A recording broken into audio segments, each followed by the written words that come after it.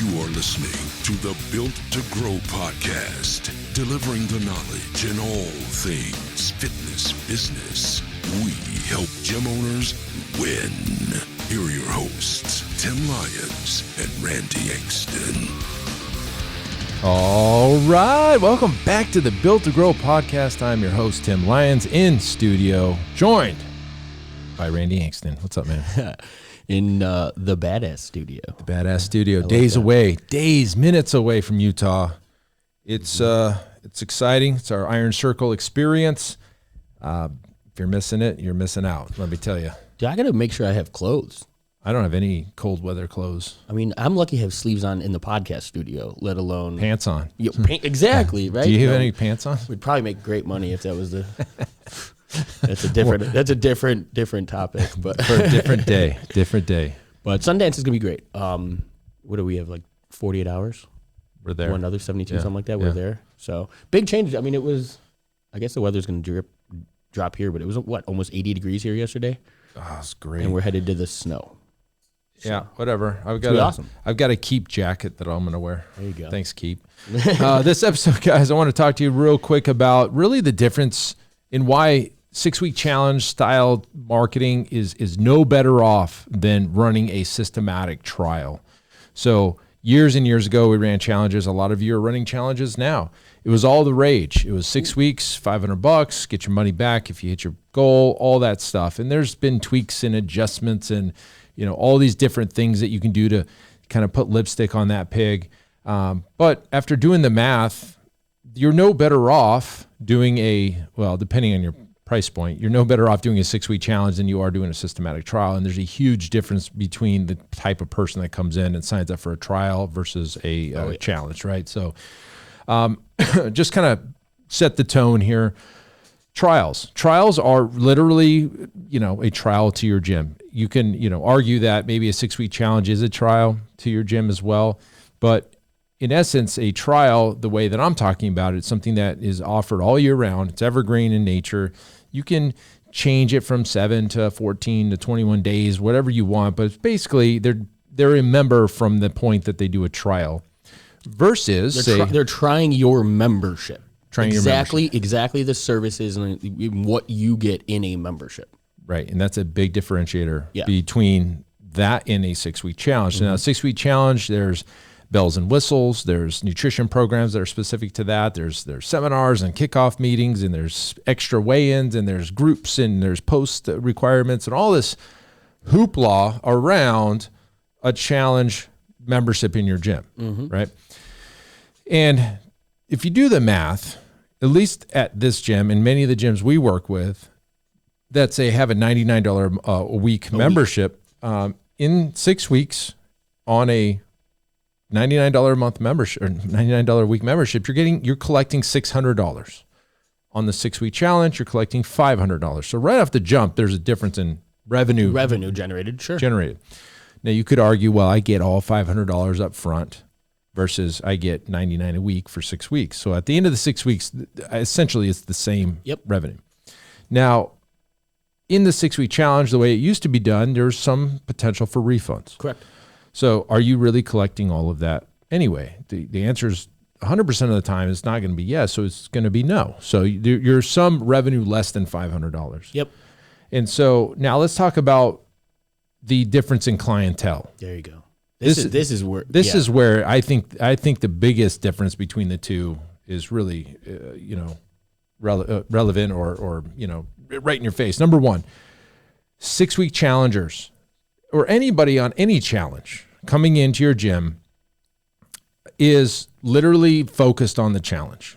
They're focused on the time frame that you have sold them as the goal. The goal is the challenge. When I get to the challenge, I've hit my goal. There's some that won't continue. There are some that will continue. But in our experience, there's a big mindset shift between the people that disappear on week 6 and the ones that stick around for 7, 8, 9, 10 more, whatever weeks down the road. Many of them who hit a goal, or let's just say it was 20 pounds, and even if they hit 10 pounds, they're ecstatic. They've now checked the box. Yep. and they're done. Yeah.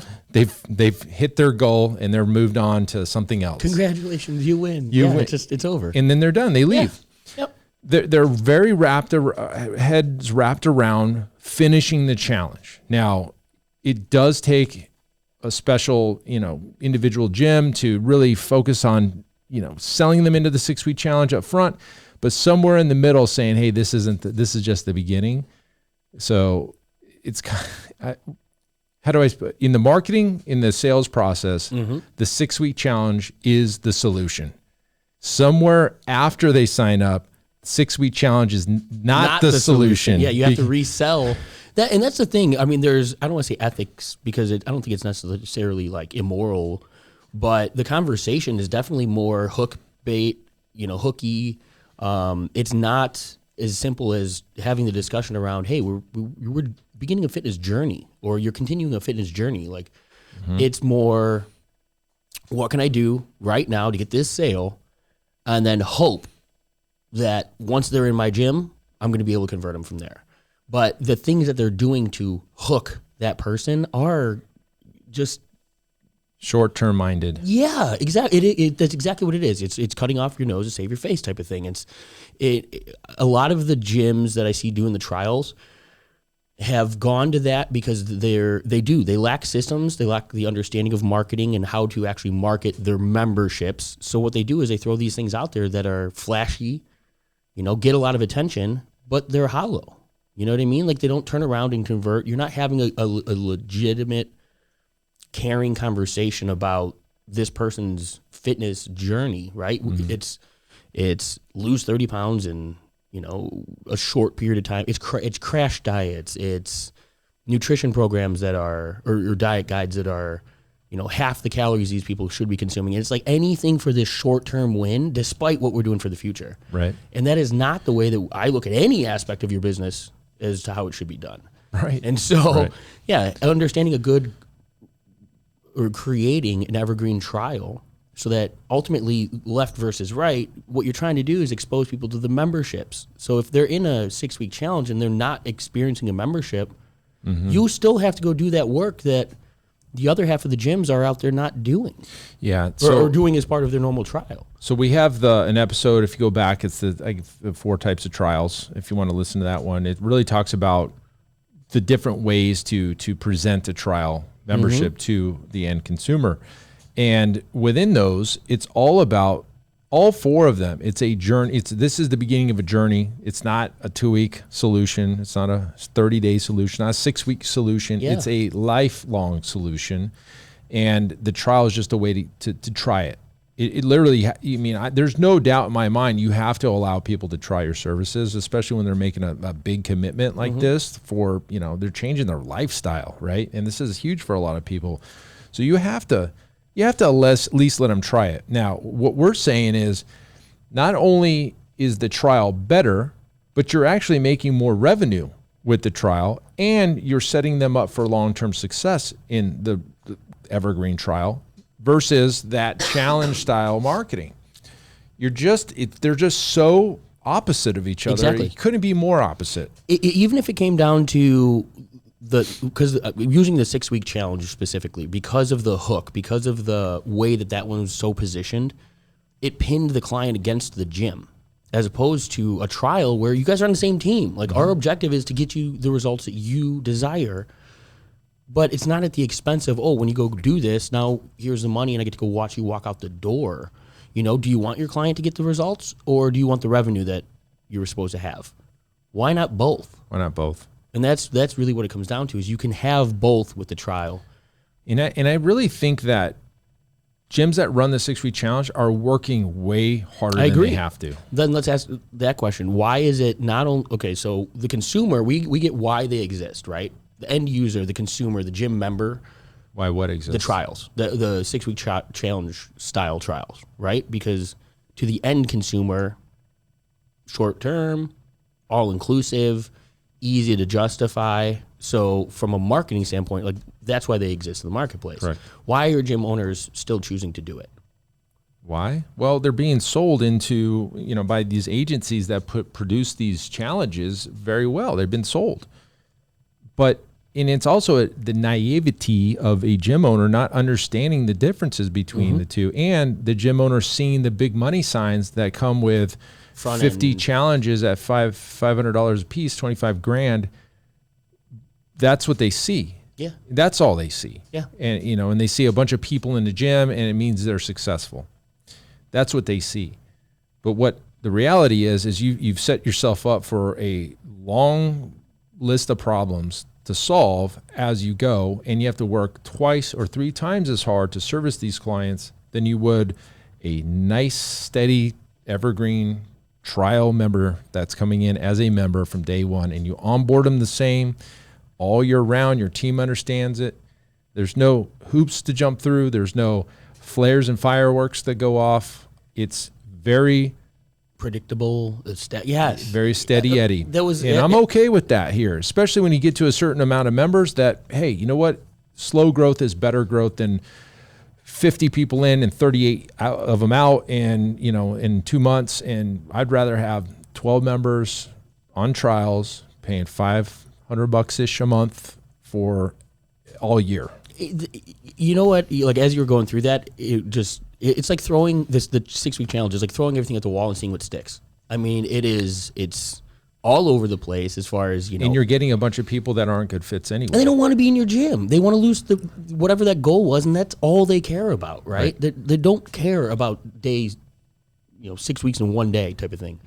So, the intent of the person, the prospect that you're getting from a trial versus a challenge, entirely different. And so I actually think that gym owners we know that they're doing themselves a disservice somewhat on the revenue. Now you're attracting a difficult client, but why are you doing this? Like, the whole idea here is to make an easy onboarding process for yourself, and yet everything you just you chose in this challenge is mayhem, right? Like, Chaos. The hardest clients to deal with, the potential for giving back half of the revenue in a lot of those situations, or even rolling them into memberships and having that conversation. Twice. Right? Because you have to do that then if somebody does hit their goal, and say twice. Exactly. It's not just, hey, you're paying for this up front. And let me ask you one bigger question. During all of this going on in the 6-week challenges, what's going on with your current members? Yeah, that's What are exactly. they? How do they feel? What's going on with them? We always use the analogy. I always bring up DirecTV or those subscriptions. It feels great to have a new membership with a satellite company or cable company. You got everything. That trial ends and it's like, boom, twice the money, 1/4 of the programming, and you're going to be happy with it. Yeah, that's what you get. And that's how these fitness businesses, they're setting their whole business up that way. They're front loading everything, and then they're stripping it all off and saying, hey, move into our membership, and this is what you get. And you're going to be a bunch of gyms listening to this episode. Tim, you're absolutely wrong. Yep. Sure. You know what? I could be wrong for you, but I will be honest with you. I may be wrong, but I doubt it. You ever seen that one? I may be wrong, but I doubt it. I just see it because, look, guys, it's been years, but we used to do this kind of stuff. Sure. We didn't know any better. Well, you almost have to try it. You almost have to do things like this to understand how difficult that way is versus the way we do it now. You live and learn, right? Absolutely. And maybe some gyms that are doing it with great success right now haven't gone the full cycle of seeing the repercussions of lower EFT because you're giving a credit back on the upfront revenue, and now you've got more members paying less. The mindset of those members, I got all this stuff now, why don't I get it then? Like all the struggles that you may not realize yet. Yeah. And this would be a flare shot up to kind of give you a heads up warning. It's going to happen. And there's a lot of people out there that are listening to this and you're like, you're damn right, Tim. Yeah, I wish I would have heard this a long time ago, which, by the way, episode 50 talked specifically about this. So I know we're on 300 and something, but episode 50, we broke this down. We said that, hey, look, there are pros and there are cons, but I think the cons outweigh the pros. Yeah. And all of this to be said, most often these challenges are done in gyms with lower price point memberships because they have to. They just almost have to. And so a $500 upfront deal to a gym that's selling $100 a month memberships, that's like a godsend. I'm getting 5 months up front. Are you kidding me? Or $150 a month, that's 3.5 months. Like, yeah, that's huge. And so I would challenge you to look at your memberships first, but then also look at how you onboard members and maybe just go with the trial. I was going to say the same thing. Look at, and maybe take a step back and look at the long-term revenue generated. We're big fans of client lifetime value. I'd much rather have a client join my business and be with me for 3 years, servicing them in a membership than 3 times the clientele coming in every 6 weeks, in a fast-paced turn and burn revolving door style. Because we know those clients are not the clients that we want or that are seeking out fitness journeys. These are, they're it's like the Groupon days, the quick fix, the pill. Exactly. That's the individuals that are taking gyms up on these types of offers. You will struggle to keep that person in as a member because they don't want to be here. So instead of going and creating this whole uphill battle for yourself because you chose this marketing style, consider something different, right? Well, it's not how I know what you're saying is true. The person that's coming in for the quick fix, it's because those people wait. They do it and then they don't join and they wait for the next challenge and then they join that one and then they do it again and they do it again. If you see that happening, the people are joining the challenge over and over, but they're not joining a membership. They just keep joining your challenges.